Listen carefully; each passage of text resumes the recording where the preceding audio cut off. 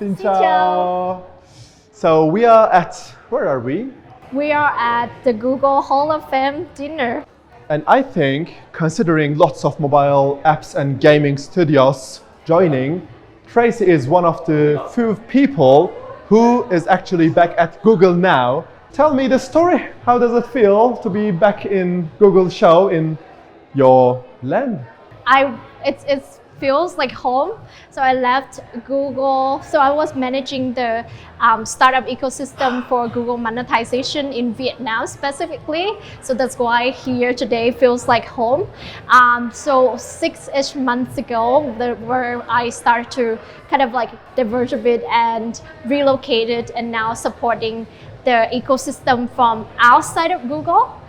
But to be here and welcomed by my old friends is amazing. How was the reactions? Like I actually just saw your like nice chat with Ajay, but I'm like curious about your feelings from today. Like let's hear from her. Like how do you feel and think? I think first of all, like personally, I'm super happy to meet with my friends, ex-colleagues. Yeah. That I love them dearly, and it's also very nice because I work with some of the publishers in Vietnam remotely, and now to see them in person, some of them was my ex-clients when I was at Google. I feel like at home today. Yeah. That should be really good.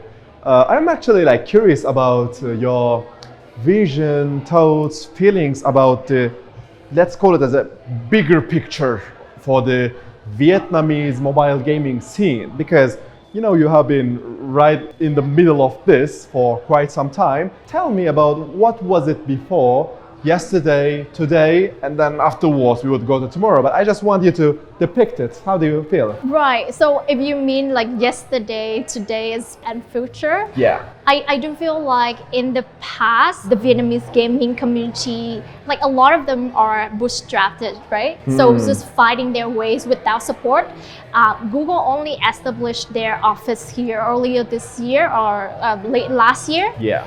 The Vietnam gaming studios and app studios did it all by themselves, right? So bootstrapped without any funding. They also kind of like pick up and learn how to design, how to publish, how to monetize games. And now with the support of like big partners like Google, I think that is a great scene for the whole industry. That's a great signal. And you're here today, right? So that means the world's paying attention to the Vietnamese gaming ecosystem. And with that support and I think future collaboration, I think I'm super optimistic about the future. I would say when 3-5 years ago people see, for example, on LinkedIn or website Vietnam, they were like not different. But now like data from Vietnam, this is happening, or even like Google App Summit Vietnam, they're like, oh, like let me, because it's like big emerging markets. And apart from that, as you mentioned, like it's the ecosystem is more compact, like literally compacter than ever. And I would like to actually circle it more to the ecosystem and community itself. What kind of community are we talking about? Comparing especially Europe or like Turkey, you know? So I can speak for the Vietnam community and then maybe you can compare it. So in Vietnam, game and app community, it's very close knit, right? So they hang out together, you know, like all the studios, they're very friendly to each other. They even have their own football league. So football is really big in Vietnam. Wow. They have their own pickleball league and like billiards and things like that. So it's a very close knit community. And sometimes like in Vietnam, we love going out for a beer after work. And that's how a lot of founders met each other. And I know like from my story, so I was supporting this startup.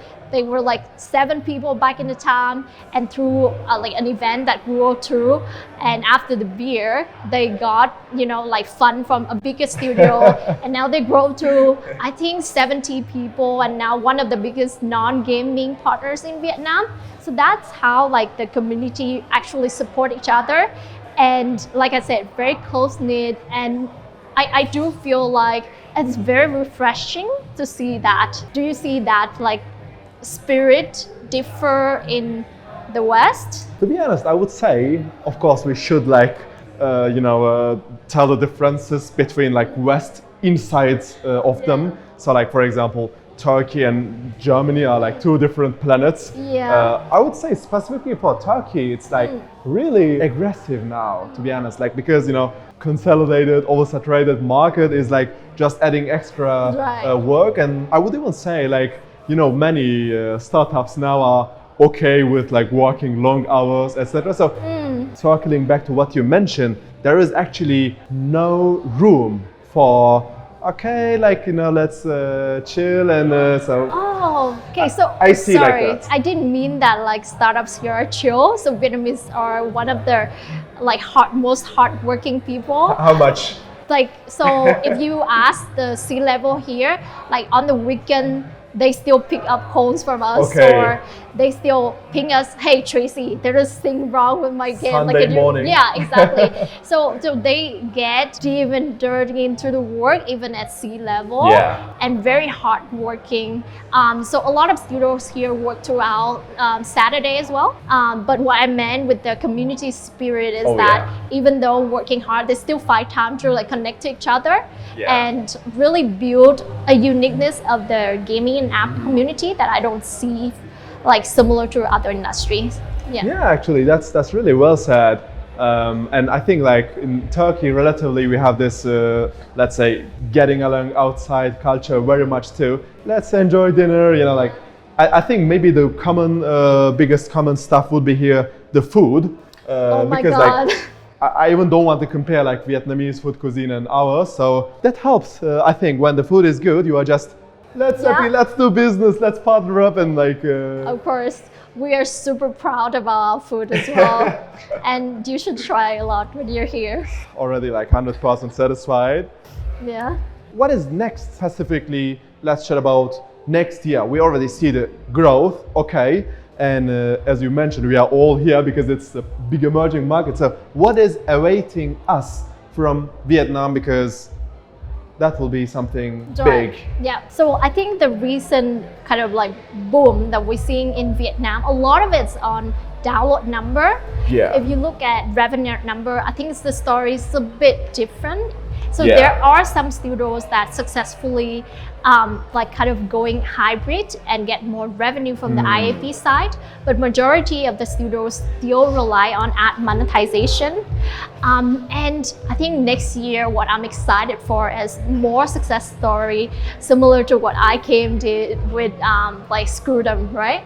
And more pivot on that, but to get people from gaming industry to pivot into more sustainable or long-term genre. Vietnam really need more funding so that the publisher or the studio can really just focus on building product and not having to worry too much about day-to-day cash flow. There's something that I'm super excited for, not so much next year, but in the next few years. I hope that we're gonna have like a great exit, just like Pick Games in Turkey. When we have a big exit, I think that would kind of like snowball to more startups in the ecosystem, like with Pine Games, Grand Games, right? And more people trying to like break into, I guess, more sustainable, just long-term hybrid or IAP segments. I think that's so fair because like we also earlier had this chat about investment scene. Like, it has been booming, but why then nobody? This question is for VCs. If it's booming, just invest. Why aren't you investing? So I've been talking to, so one of my passion projects is actually getting funding to Vietnamese studios. Okay. So I've been talking to a couple of VCs as well. One, I think it's very new, the VC scene to Vietnam. So there's culture and language barrier, right? And on the studio end, I think the Vietnamese culture is very interesting in the sense that if you ask founders, they don't build to sell, at least not yet, and they don't build to raise fund. but they actually want to build something sustainable and profitable first. So that's something I want to kind of like educate and change in the industry. And hopefully we want to see more of that in the next few years. There's more money ready to be invested through Vietnam, but there are a couple of barriers that both on the developers end and the funding VC ends that need to be kind of like past that point. Kind of step-by-step logic. Then, okay, I would like to like finalize our chat with specifically considering all your like expertise, network, etc.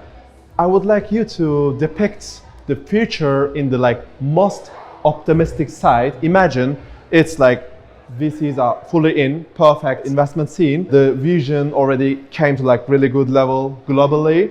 And beyond that, you know, all these like IAA transition to IAP are done. Now it's just growing more and more. Would it be, do you think, like Turkish scene, or like would it be just like different world like China stuff, or how do you feel?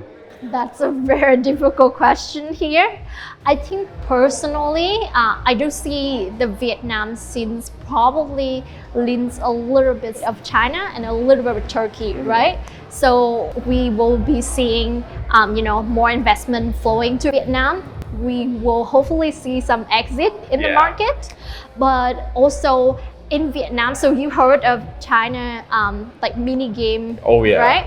In Vietnam, we have like a platform like Zalo. They're also investing in mini games as well. Their own like the Vietnamese ecosystem too. That's why I said a little bit like Turkey when it comes to global and exporting, but also investing in the domestic market because it's also one of the, I think, highest growth domestic market as well. Very well said.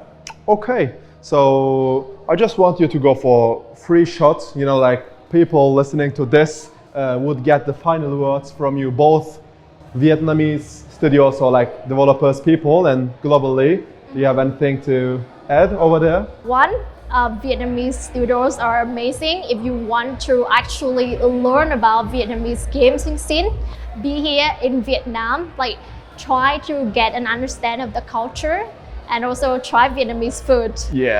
And for the Vietnamese studios out there, I would say be more curious and dream bigger. You can definitely reach the global stage. There's no time that is too soon to talk with an investor. Even if you don't see yourself taking VC money anytime soon, just go and talk and make friends with people around the world. And I think that's where you get, the expertise, know-how, the network for when you're ready, then you can leverage that. Very well said. So what was thank you? Cảm ơn. Cảm ơn. Cảm ơn.